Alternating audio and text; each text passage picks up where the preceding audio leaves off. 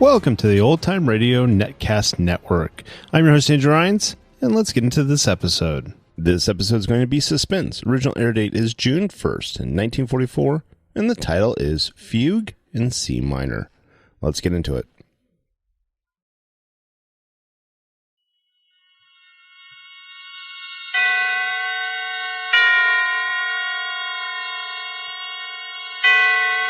Roma Wines presents Suspense.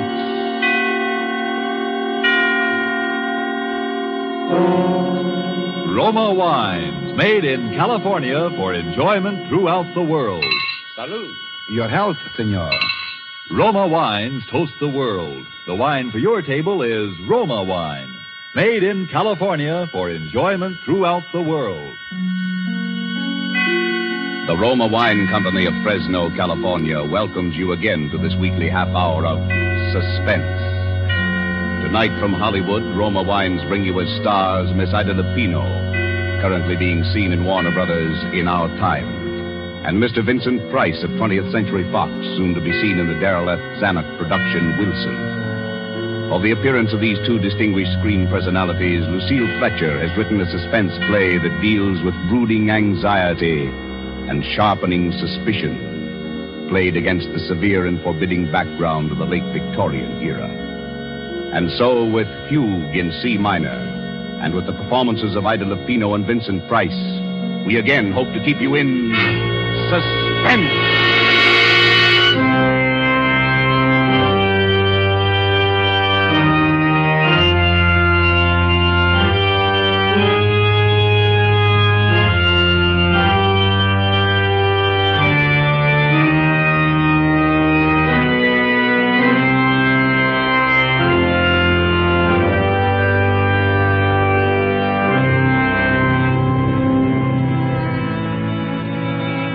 April 1st, 1900. Dear Bessie, this is just to let you know that I arrived in Pilotsville.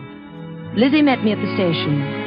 She's heartbroken about Papa's bankruptcy and for some reason feels that it's up to me to remedy the family situation. I told her I'd been offered a job, but she swept away that idea in horror. A girl with your looks, Amanda Peabody, doesn't have to get a job. There are too many rich husbands floating around for that. Furthermore, she says she has a rich husband already picked out for me right here in Pilotsville. Don't you remember? I told you about him at Christmas time. He's a Mr. Evans, rich as Croesus, charming, cultured, a lonely widower with two dear little children. And besides that, he's just your type, a real intellectual. You should hear him play the pipe organ. And you know, Bessie, I've met so few interesting men lately. And all you'd have to do is lift your little finger.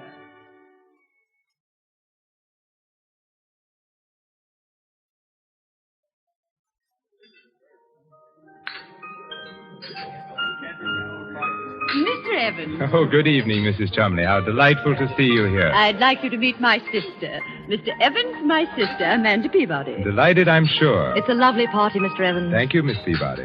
Have you just come to Pilotsville? Yes. She's down from New York visiting me after the whirl of the hectic social season. Oh, indeed. Well, I'm afraid our Pilotsville society must seem a bit dull to you, Miss Peabody. Oh, no, not at all. It's charming. I've enjoyed everything so much tonight. Your beautiful house, the music. I hear you're going to play for us, Mr. Evans. Oh, a bit. Do you care for organ music, Miss Peabody? Very much. I never miss a church recital. But what a luxury it must be to have your own pipe organ right here in the house. I'm afraid I couldn't do without it. It's my hobby, you know. Bach, Buxtehude, César Franck. Don't you adore their work? Oh, Amanda's very musical. You should hear her render The Burning of Rome. Yes. And the delightful thing, of course, about having a pipe organ in the house is that it's everywhere. To sit at a keyboard and hear the walls, the ceilings, the floors vibrate. You see, Miss Peabody, I've had the pipes installed all over the house. Under this floor, for example, are all the choir stops. Up in the bedroom walls are the stops for the swell manual. In the great 32-foot pedal stops, the giant diapasons are underneath the staircase. My children sleep next door to the echo chamber. So, you see, we live like angels here in a paradise of music. How thrilling. Ladies, come upstairs to the second floor landing, won't you? And I'll show you the console. It was made for me in Vienna.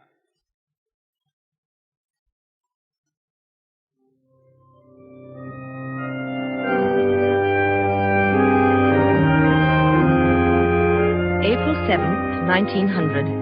And Bessie, dear, to tell you the truth, I really find him fascinating. I wish you could hear him play. It sweeps you off your feet. There is such wildness to it, and at the same time such dignity. And to hear the sound all through that marvelous house, rolling through those gorgeous rooms with their beautiful tapestries and potted palms. I could sit and listen to him all night. You have the most amazing eyes, Miss Peabody. What are you thinking about? The music. Oh, please don't stop. It's so beautiful. Well, you seem to be as mad about music as I am. Your sister says you play, too. Oh, no, only a little. My appreciation of it is all inside, I'm afraid. That's plenty. If one can't play, it's better just to enjoy the music of others. I can't bear this sentimental drumming, can you? I shouldn't think you would enjoy it. The idiotic tunes people play nowadays. Give me the old stern classics. They have strength and power. Give me something with life to it, something that will flood the whole house with sound.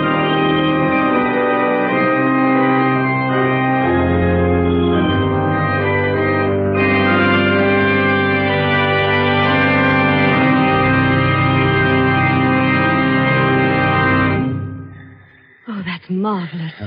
You're a very unusual girl, Miss Peabody. Quite unlike the run of girls down here at Pilotsville. Yes, in what way? Oh, it's rather hard to explain. Some more tea, Amanda? No, thank you. A muffin? No, thank you. You have an excellent cook, Mr. Evans. Please call me Theodore. You know you promised. Theodore? Amanda. And your house is beautifully run, too. You must have an excellent housekeeper. Everything always looks so charming and quiet. I haven't even heard a peep out of your children. My children? Oh, yes, the children have been away at school. You have two, haven't you? Yes, Daphne and David. What sweet names. Ordinarily, I don't approve of schools for young children, but you see, they were rather overwrought. After Mrs. Evans passed on... I can well understand. They were almost morbidly devoted to their mother, and then, of course, the unfortunate circumstances of her death, but I suppose your sister, Mrs. Chumley, has told you all about that. No, not very much, except your wife was killed in a street accident, wasn't she? Yes, in Philadelphia. A brewery wagon and 4 horses ran her down. Oh, how terrible. It's something I don't like to think about very often. Poor, beautiful Margaret. Well, it's like a nightmare, Amanda, and I still can't feel reconciled, but... Well, what I was driving at was the children. They were in school when she died, and by some malicious stroke of fate, there was an epidemic of scarlet fever raging up there. The authorities wouldn't lift the quarantine and let them out for her funeral. Oh, poor little things. Yes, it upset them dreadfully. In fact, I sometimes fear it's left a mark on them which may endure all their lives. Why, what do you mean? They suffer from delusions about her. They think that in some way she is linked... Her soul is imprisoned in the organ pipes. How horrible. I wish I could do something about it. It's a frightful notion, but they won't. They don't let me play when they're at home. That echo chamber in particular, next door to their bedroom. Yes? You know, it's nothing but an empty sealed room with a few wires. Of course, it's all because they never saw her dead. But they have a notion that she's, well, somehow hidden there. How ghastly. They really think that, do they? Children can think up such very strange things in their little minds. Can't they?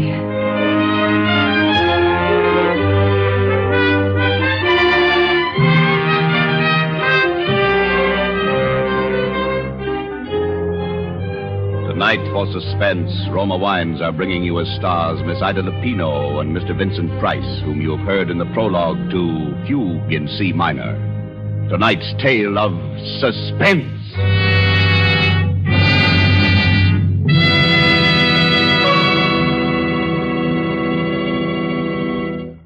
Let us look in on another scene for a moment. A smart dinner party at the internationally famous Hotel de Nacional de Cuba in Havana. One of the guests, a world-traveled American, sets down his wine glass and remarks that a truly fine wine always carries the unmistakable flavor of the particular vineyards from which it comes. Well, then, laughs his Cuban host, you must be homesick for California right now. For the wine you are enjoying so much is from America, from California. It is Roma wine. Yes, it's true. Our own wonderful vineyard country in California produces in Roma wines that discriminating people in other lands esteem as an imported delicacy. Yet you here at home can enjoy these distinguished Roma wines for mere pennies a glassful. You pay none of the expensive overseas shipping charges and duties.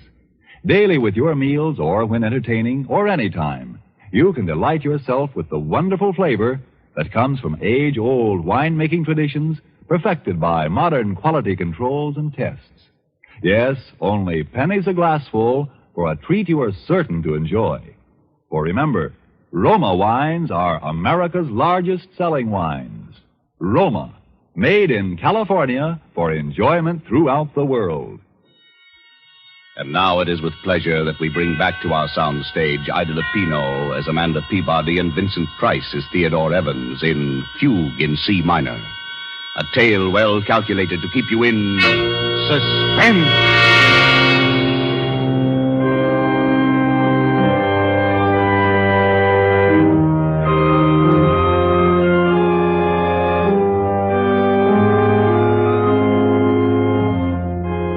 April 18th. I met the children today, Bessie, for the first time. It was a shock. They're strange little creatures, utterly unlike their father. The girl is about 11 and the boy 8. They were both dressed in deep mourning. Their large gray eyes seemed strained with terror. They listened and trembled at every sound. This is Miss Peabody, children. She's a very good friend of mine. Now, I want you both to shake hands with her. Oh, come now, Daphne. You can at least tell Miss Peabody how old you are. Oh, no. Please don't press her. I know when I was a little girl, I hated people to talk about my age. I'd much rather hear about school. We're not going back there, no matter what anybody says. David. That's all right. Then you didn't like school? No. And Mommy didn't like it either. She cried when we went away. Oh. But your Mama wanted you to be educated, didn't she? She wanted you to grow up and be intelligent people, didn't she? Well, didn't she, Daphne? Who are you? You may call me Aunt Amanda. I'm a friend of your Papa's. Do you know where my Mama is? Your Mama? Well, your Mama's in heaven, dear. No, she's not. Then where is she, dear? Please don't start them off, Amanda. It's too upsetting. Come along, children. Now we're going to have a little music, like old times. You remember when your mother was alive? We all used to play together. David, you with your cornet, and Daphne at the violin, and Mama at the piano. Well, Miss Peabody plays the piano, too. And she's promised to play Narcissus, Mama's favorite piece. Well? Well, perhaps some other time, Theodore, when they don't feel so strange. I tell you, I've humored them to death. Now, come, David. There's your cornet on the mantelpiece. And Daphne? No. I insist. Look, now, I'll start the melody on the organ. David, you come in with your cornet obbligato in the third measure. Daphne, you can follow me.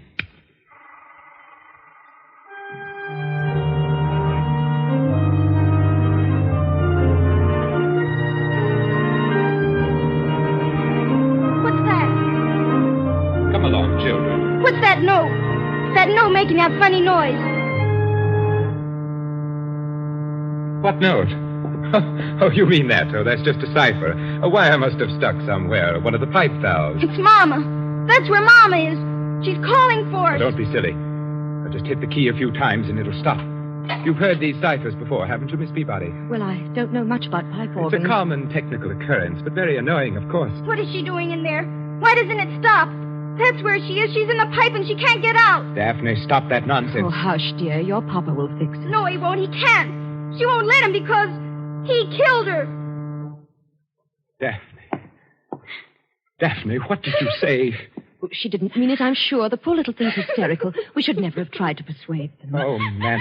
Just because they never looked upon her face, because they never saw her lying there in the coffin. Hush, hush. My own children believe that I am a murderer. Theodore, you're making them both sick. So I who loved their mother so much, who was so devoted for 12 years, do I look like a murderer, Amanda? Do I? No. There it is again. It's Mama. It's Mama. Shh, dear. I'll take them upstairs for you, Theodore, while you try and fix it.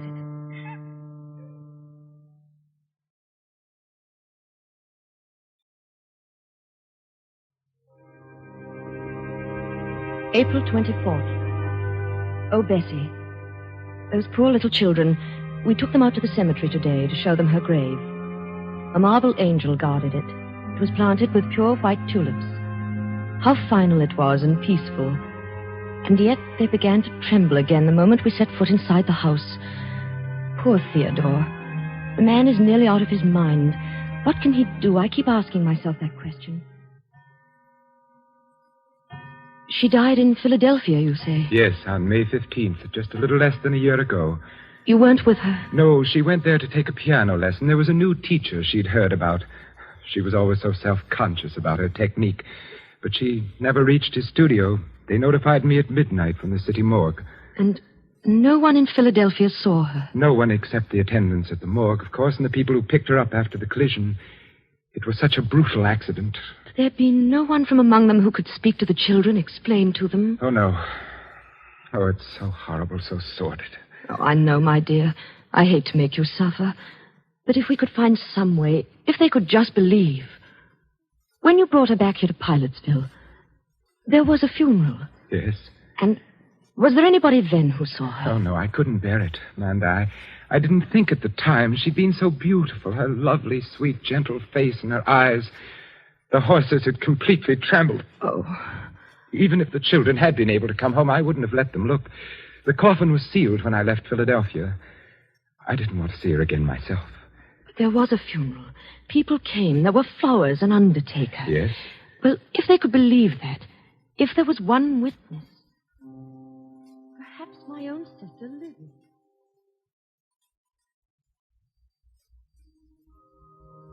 Funeral, Amanda? Of course there was a funeral. The finest funeral in town.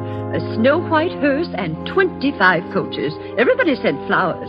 The casket wasn't open, but I've been to lots of funerals where they don't open the casket. And from what I understand, she was pretty badly mangled. But it was a beautiful funeral. Mr. Evans played the organ himself, the finest selections. All the sweet old pieces his wife liked. There was Narcissus and Mighty Like a Rose and Goodbye Forever.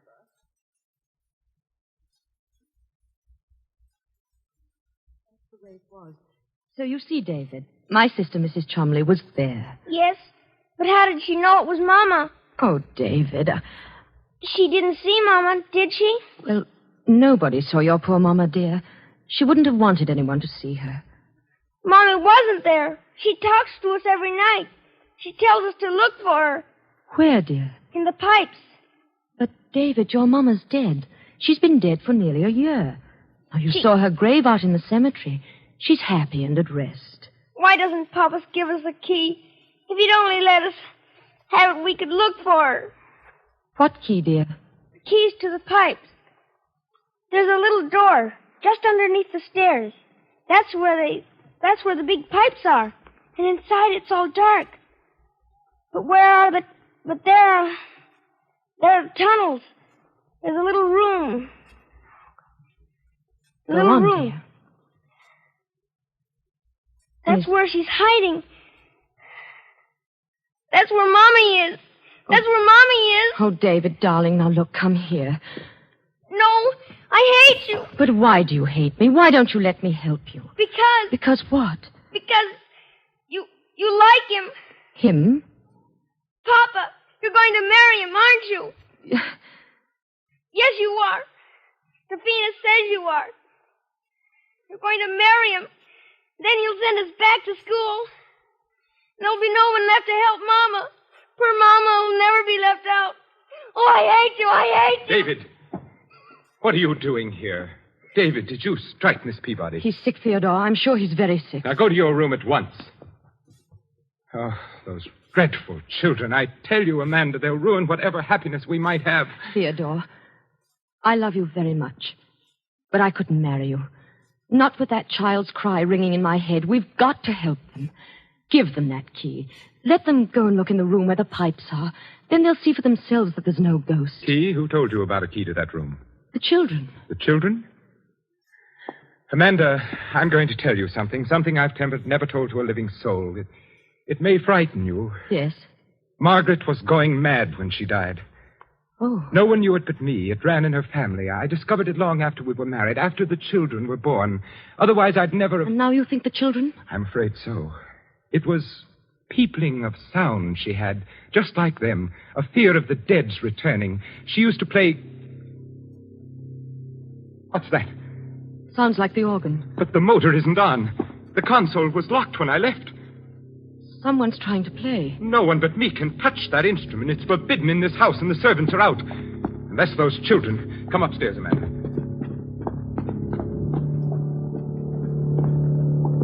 Theodore. Why, there's no one here. No one at the keyboard. The organ's playing itself. That's impossible. The motor's not going. The motor? Yes, it sets the bellows going. There's no air in the pipes unless it's on. No air to make the pipes speak. It's impossible, I tell you. Perhaps the children found the key and got in. Key? No. The key's here in my pocket. There's no other way in. No. Theodore, open that door. Go in there and see what's happening, please. No. Theodore. I won't give in. I won't be a prey to it. Do you hear? I won't. I won't. Here. It stopped now. Yes. It was probably nothing but the wind. Theodore, give me the key. I'm not afraid. Are you saying that I am? I don't know. But I'll be fair with you, Theodore. I couldn't marry you and live here with that any more than your children can. What do you mean? Rip out those pipes. Rip out the whole pipe organ. Give it to a church, but don't keep it here. Get rid of it's the not pipe worth organ? It. Yes. But I couldn't. The whole house was built around it. It's been the very soul and spirit of this home. It's been the curse, you mean. Theodore, I know I'd go mad, too, if I had to listen to it night and day. It's so hollow. Think of those pipes so huge down there in the darkness. I'd begin to hear things, too. Oh, here! Be quiet.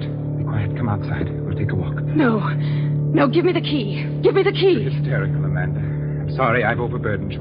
Why don't you want to go in there? Is it because you know something? You did something? What do you mean? Did you kill her? Amanda.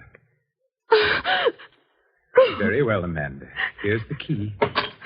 If that's the way you trust me, we'll go down and look around together. Come now, Amanda. I'm sorry, Theodore. It slipped out. It was a dreadful thing to say. It's all right, I understand. Yet it hurts a little. I've trusted you so completely, Amanda. Theodore. Yes, Amanda? Let's not go in there. I do trust you, darling. I believe everything you've told me. No. This little key. To think it should mean so much.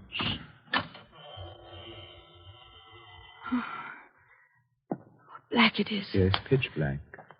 And cold. Where are the pipes? I can't see them. Come in further, Amanda. You'll see them as soon as your eyes grow accustomed to the darkness. The biggest pipes pack this well under the great staircase like giants. Oh, yes, I'm beginning to see them now. Shouldn't we go and get a candle? Oh, no. Go in a little further. Be careful. The floor's a maze of wires. Now stand there for a second. Theodore, don't leave me. I won't be long. I thought you said you weren't afraid. No, I'm not only...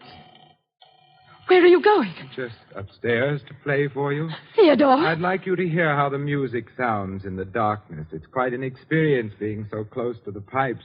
You know, narrow, suffocating, especially when I play the great Passacaglia and Fugue of Bach. Oh, Theodore, please. I don't want to stay Perhaps here. one of the Rheinberger symphonies or the great chorales of César Franck. Margaret, of course, preferred Narcissus.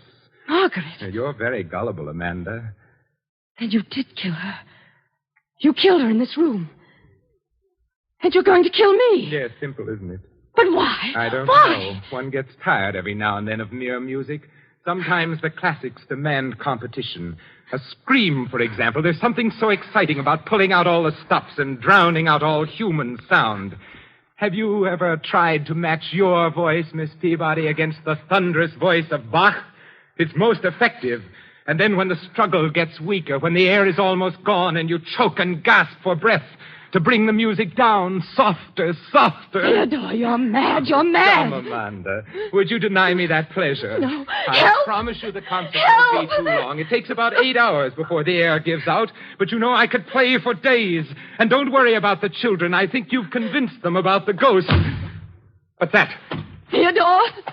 Someone shut the door. It's locked and the key's outside. Who's there? Let me out! Let me out! Theodore! Get away from me. Let me out, do you hear? Let me out! Let me out! I can't breathe! I'm suffocating. It's so dark I can't breathe. Let me out, please! Please! I can't breathe. I can't... No, don't. I can't. Let me out. I can't breathe.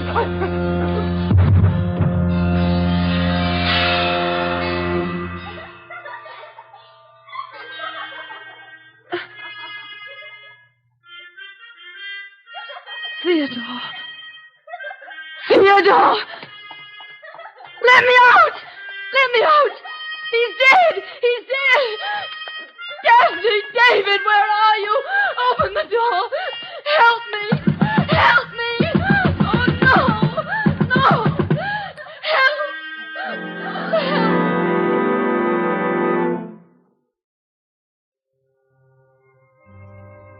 May 1st, 1900. I shall be coming home in a few days, Bessie. I still can't sleep at night. I still hear that laughter. Still hear that cornet playing its unearthly music. And Theodore Evans once more lies dead at my feet. It was his heart, Bessie. He died of fright. In those few moments, he anticipated the hideous fate he had meted out to so many. And I might have died there if he had not gone so quickly. For the children hated me. They wanted to kill us both. Those terrible, pathetic children. What horrors they must have sensed in that charnel house.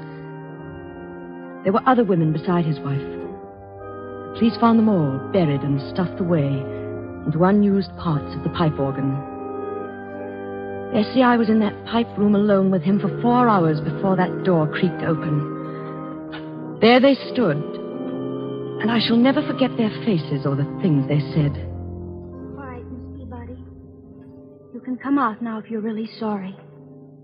I'm sorry. Are you sure he's quite dead? Yes, he's dead. We were right all the time, weren't we, Miss Peabody? Yes, you were right. Now, will you come and help us find Mama?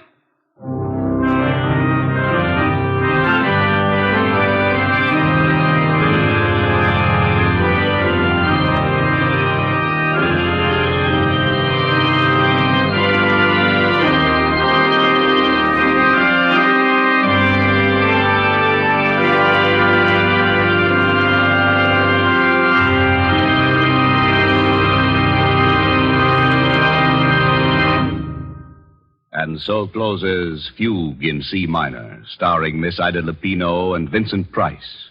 Tonight's tale of Suspense. Suspense is produced and directed by William Spear. Of all the rich treasures man gets from the earth and Mother Nature, none has been more highly esteemed than wine, good, delicious wine. And if you are one who does not yet know how much and how delightfully Roma wines add to your meals, well, let me urge you not to miss out any longer on such a treat as this. There's nothing complicated about it. Just get and serve Roma wine with any meal or any time in any kind of glass you wish. Serve it chilled. Try the many different kinds of Roma wine until you find those you like best of all. Try Roma California Sherry with its wonderful nut-like flavor as an appetizer, or ruby red Roma Burgundy, or the deliciously delicate flavored Roma Sauterne. These superb wines cost you only pennies a glassful. Yet, they make even the simplest meal taste like $1 million. Get some today. And if your dealer is temporarily out of Roma, please try again soon. You owe it to yourself to have and regularly enjoy R-O-M-A, Roma Wines, America's largest selling wines. Made in California for enjoyment throughout the world. This is Ida Lupino. Mr. Spear has just been telling me a little about next week's Suspense show. The star will be Thomas Mitchell in the story about a man who had headaches, tried everything to cure them, finally went to a psychiatrist, and found out that he was a murderer. That certainly sounds like a broadcast we listeners won't want to miss. One more word. Don't forget to buy that war bond this week. Next Thursday, same time, you will hear Thomas Mitchell and Donald Crisp in Suspense. Presented by Roma Wines, R-O-M-A, made in California for enjoyment throughout the world. This is CBS, the Columbia Broadcasting System.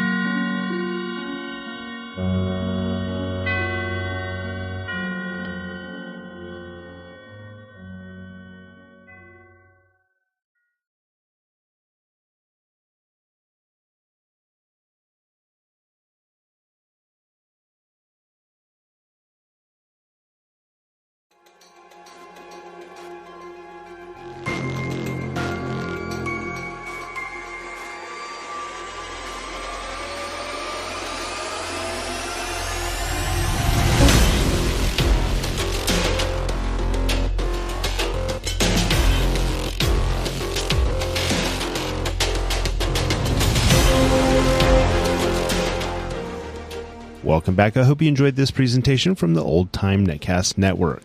For more great shows, go to otnetcast.com. Don't forget to like and rate this episode in your favorite podcatching client. Follow this show on Facebook by going to otnetcast.com/Facebook. This episode is covered under the Attribution Non-Commercial ShareAlike copyright. For more information, go to otnetcast.com/copyright. Thanks again for listening, and I hope you have a great day.